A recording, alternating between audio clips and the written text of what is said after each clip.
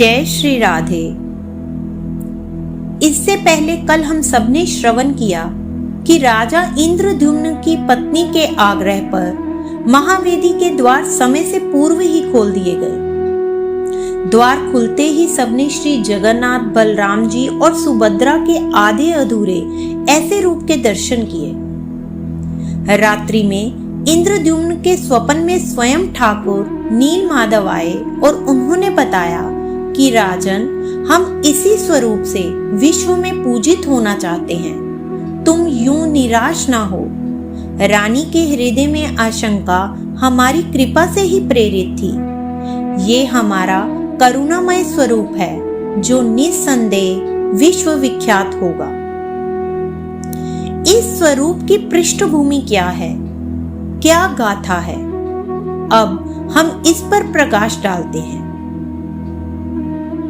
ये इस प्रसंग का दूसरा पक्ष है जो अत्यंत अंतरंग भी है और विरह रस से परिपूर्ण भी। इसके लिए हमें ब्रज लीला का आश्रय लेना होगा। जैसा कि पहले ही इंगित किया गया था कि ब्रज लीला और गौर लीला परस्पर में गूंथी हुई हैं, दोनों समतल धरा पर बहती हैं। ब्रज रस तत्व को ठीक वही समझ पाया है जिसने गौर लीला का मंथन किया है। तो आइए अब हम इस प्रसंग के दूसरे पहलू का मनन करें। यूं तो वृंदावन के श्री कृष्ण एक पग भी ब्रज के बाहर नहीं जाते, पर विरह रस का आस्वादन करने और कराने के लिए तो ठाकुर लीला प्रसंगवश अपनी कर्म भूमि मथुरा और द्वारिका गए। श्री कृष्ण के मथुरा गमन के पश्चात यशोदा मैया, ब्रजवासी, सखा, राधा रानी और गोपियों के विरह का उल्लेख मिलता है, पर ठाकुर का विरह जो ब्रज के प्रति रहा उसे सदा गौण रखा गया। प्रिया जी का विरह भ्रमर गीत में उबर कर आया है और श्री चैतन्य महाप्रभु ने तो गौर कांति धारण कर स्वयं श्री कृष्ण होने पर भी श्री राधा रानी के विरह रस का वहिंगम रूप का दिग्दर्शन जगत में कराया।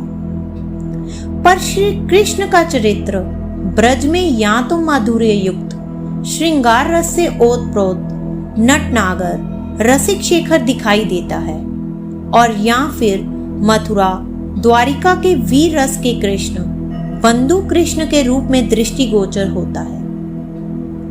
श्री रूप गोस्वामी पाद के रचित श्री ललित माधव में तथा श्री सनातन गोस्वामी द्वारा लिखित श्री बृहद भागवतामृत में श्री कृष्ण का विरह, और हाँ, श्री रूप गोस्वामी के उद्धव संदेश में भी ठाकुर का हृदय स्पर्शी विरही कृष्ण का चित्र मिलता है। श्रीमद् भागवत में उल्लेख है कि श्री कृष्ण के द्वारिका बस जाने के बहुत वर्षों के बाद एक बार कुंभ का शुभ अवसर आया। इधर से द्वारिकाधीश श्री कृष्ण अपनी महिषियों और परिकर सहित और उधर से नंद बाबा, यशोदा मैया और गोपियों सहित श्री राधा रानी कुरुक्षेत्र पधारे। दोनों द्वारिका और ब्रज के परिकरों ने अपने अपने उचित स्थानों पर खेमों में पड़ाव जमाया। ये इतने वर्षों के पश्चात ब्रज के परिकर के लिए श्री कृष्ण का प्रथम प्रत्यक्ष दर्शन था, पर वहां श्री कृष्ण का दर्शन करके भी श्री राधा रानी और गोपियों को द्वारिकाधीश कृष्ण में ब्रजराज किशोर कृष्ण का दर्शन नहीं हुआ। बलराम जी की मैया रोहिणी जी ब्रज लीला, मथुरा लीला और द्वारिका लीला की प्रत्यक्ष दृष्टा थी। उन्हें एक साय द्वारिका की महिषियों ने आग्रह किया कि जब श्री कृष्ण अक्रूर के संग मथुरा आ गए तो उस समय यशोदा मैया की, गोपियों की और विशेषतः श्री राधा रानी की ठाकुर के विरह में कैसी दशा हुई, उन्होंने कैसे धैर्य धारण किया, हमें आप उस विषय में बताएं। क्योंकि ठाकुर जी भी द्वारिका महिषियों से ब्रज वार्ता करते हुए अक्सर वृंदावन वासियों के निस्वार्थ स्नेह के बारे में अक्सर बातें किया करते थे। सो उनकी ये जिज्ञासा स्वाभाविक ही थी। रोहिणी जी ने उन्हें बताया कि ये सब अंतरंग विषय है और इसके श्रवण पर सबका अधिकार नहीं। यही नहीं बल्कि अगर श्री कृष्ण स्वयं भी ब्रज सुंदरियों का विरह सुने तो वह भी धैर्य धारण करने में असमर्थ हो जाएंगे। पर सबके प्रेम पूर्ण आग्रह करने पर रोहिणी जी जब उन्हें ब्रज विरह के बारे में बताने लगी तो पहले श्री कृष्ण की छोटी बहन सुभद्रा जी को अपने खेमे के बाहर द्वारपाल के रूप में सतर्क रहने को भेजा और कहा कि ध्यान रखना कि इस तरफ श्री कृष्ण और बलराम जी भीतर ना आ पाए। रोहिणी जी ने लंबी श्वास ली और सबको श्री यशोदा मैया, नंद बाबा, सखा, गैया, पशु पक्षी, गोपियों और श्री राधा रानी का विरह धीरे धीरे सुनाना आरंभ किया। वास्तव में इन सब का विरह तो स्वयं में एक एक ग्रंथ का विषय है। मैया ने बताया कि वृंदावन में ठाकुर के विरह में सब जड़ चेतन जीर्ण क्षीण हो गया। केवल मात्र यमुना जी ही थी जो पल पल बढ़ने लगी, क्योंकि उनमें सब ब्रजवासियों के अश्रुओं की धाराएं समाहित हो रही थी। जब रोहिणी मैया की विरह कथा रसधारा अपने परम शिखर पर थी तो उसी समय श्री कृष्ण बलराम जी मां के दर्शन करने के लिए उनके खेमे की तरफ आ निकले और सुभद्रा जी के आग्रह पूर्वक मना करने पर भी वह तीनों मुख्य द्वार के भीतर तक आ गए। रोहिणी जी की सुनाई जा रही विरह कथा के शब्द उन तीनों के कानों में प्रवेश करने लगे और श्री हरि, श्री बलराम जी और सुभद्रा जी हृदय में धैर्य धारण करने में असफल हो गए, परम विचलित हो गए। उनकी आकृति प्रवर्तित होने लगी, उनके नेत्र अति विस्फारित हो गए, नासिका दीर्घ श्वास के कारण दंस सी गई, मुख और अधर शुष्क हो गए, हस्त पाद भीतर धंसने लगे, विकीर्ण से हो गए। उन्हें ब्रज विरह श्रवण कर स्वयं को संभालना कठिन सा हो गया। अनायास ही श्री नारद देव जी का उसी समय वहां आगमन हुआ तो वह विश्व मोहन भगवान, जिनकी रूप माधुरी और सुंदरता का वर्णन करते करते ग्रंथ नहीं थकते, उनका यूं असहाय सा रूप देख अचंभित हो गए। पर शीघ्र ही स्थिति की पृष्ठभूमि समझते ही वह अश्रुसिक्त वाणी में बोले कि हे प्रभु, आपका रसिक शेखर का रूप तो समस्त जगत में विख्यात है, पर ये करुणामय रूप जिसमें आप निज जनों की विरह पीड़ा से आहत हैं, ये असहाय कृष्ण का ये स्वरूप, इस रूप में तो कभी भी किसी जीव ने दर्शन भी नहीं किए होंगे।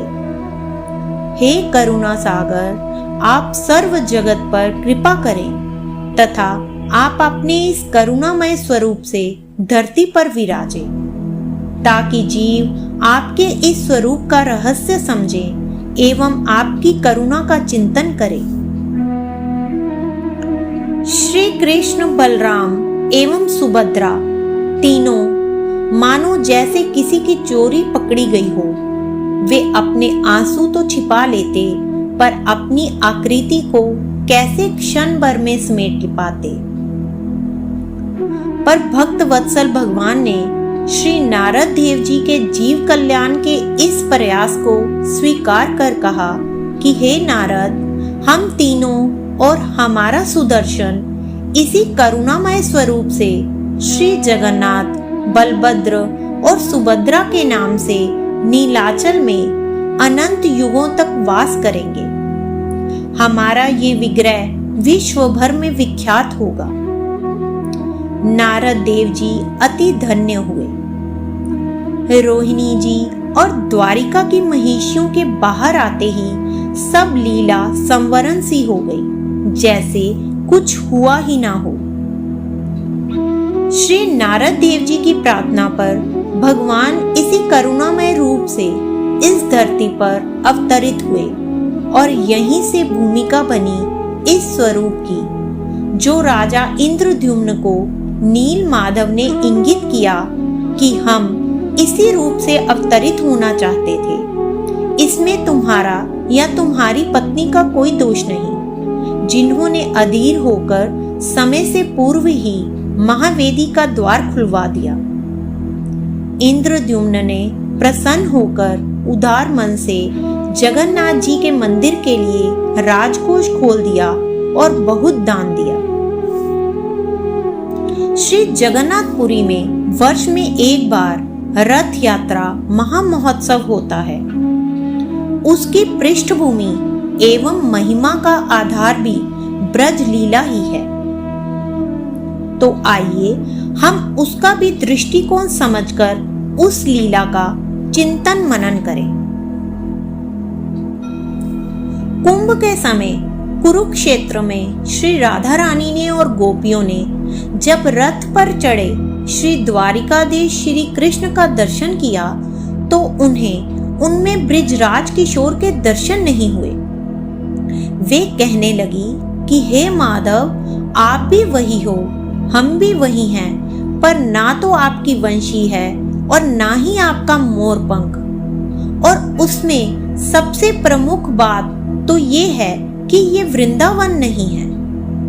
वृंदावन जो हमारे अंतरंग निकुंज विहार का साक्षी है।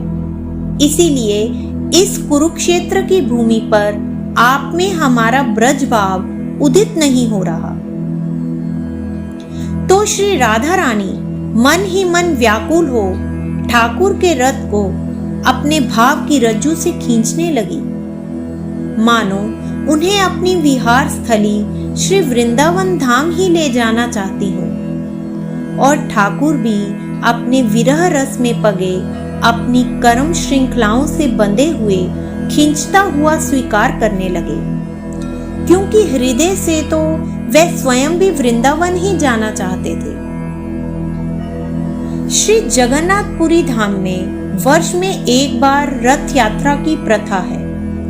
इस यात्रा में रथ पर आरूढ़ हो भगवान मंदिर से गुंडीचा मंदिर पधारते हैं और वहीं 15 दिन निवास करते हैं।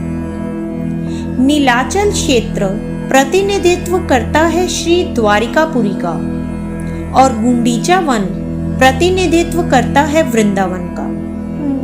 श्री महाप्रभु जी श्री राधा रानी के भाव से भावित स्वयं ही प्रत्येक वर्ष रथ यात्रा के समय अपने निज परिकर के साथ गुंडीचा मंदिर का मार्जन करते, उसका मथुरा अति मधुर श्रृंगार करते कि विरही कृष्ण बहुत अंतराल के पश्चात वृंदावन पधार रहे हैं।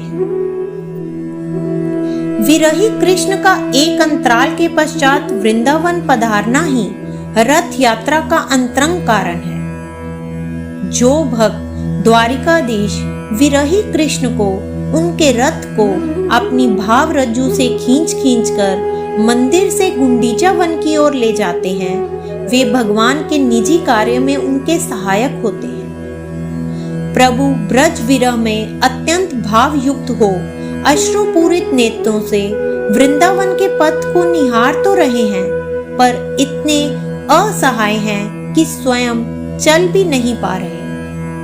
और जो प्रभु के रथ की रज्जू खींचकर उन्हें गुंडीचा अर्थात वृंदावन उनके अपने घर, उनके बंधु बांधवों के पास पहुंचा आता है, उस जीव के तो जगन्नाथ जी जीवन भर ऋणी हो जाते हैं। महाप्रभु निज परिकर के साथ रथ के समक्ष राधा भाव से नृत्य करते, इसी रस का उद्घोष करते कि ठाकुर आज निज विहार स्थली वृंदावन पधार रहे हैं। राजा प्रताप रुद्र ने भी इसी प्रसंग से संबंधित श्लोक गाकर श्रीमन महाप्रभु के राधा भाव में सम्मिलित हो उनकी अनंत कृपा प्राप्त की। अंत में करबद्ध एवं नतमस्तक होते हुए श्रीमंत चैतन्य महाप्रभु जी के चरणारविंद में यही प्रार्थना है कि हमें भी ऐसा भाव प्राप्त हो कि हम भी श्री जगन्नाथ जी के उस विरही करुणामय स्वरूप का दर्शन अश्रु भावपूर्ण नयनों से कर पाएं और उनकी कृपा का भाजन बने। श्री जगन्नाथ भगवान की जय हो। जय श्री राधे श्याम।